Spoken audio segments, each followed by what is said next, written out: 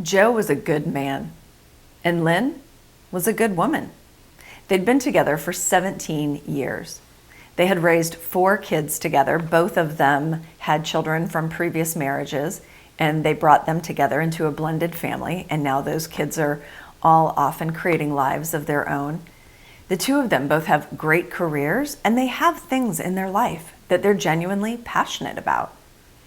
She would tell me, there's nothing wrong with Joe, but she was stuck in indecision and beating herself up for, he's a perfectly good guy. Why can I not just be happy? And maybe happy isn't quite the right word. Maybe unfulfilled is probably a better descriptor. You see, their conversations had become stale.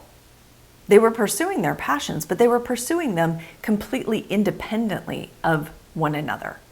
And so they started operating and living as separate people and not really as a couple.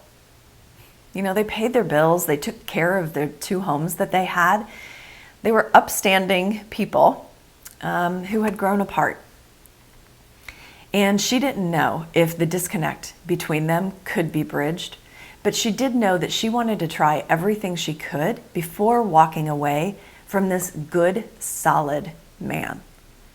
Now, I have heard this story hundreds of times. As a matter of fact, I have personally lived this story. This was the story of my first marriage. He was a good, kind-hearted person. And the recipe is not as simple as you think it would be, right? Good guy, you stay.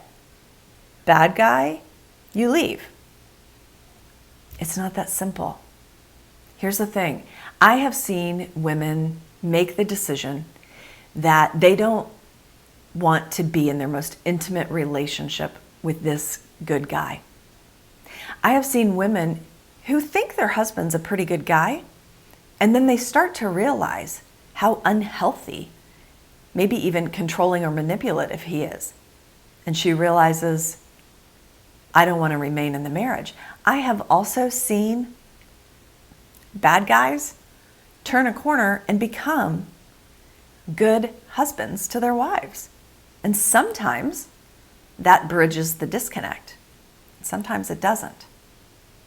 But this idea that it should be so straightforward and simple, that he's a good person, so therefore I definitely should stay, that is not the full story. In a few days, I'm going to be hosting my 4-part webinar series, My Marriage is Falling Apart.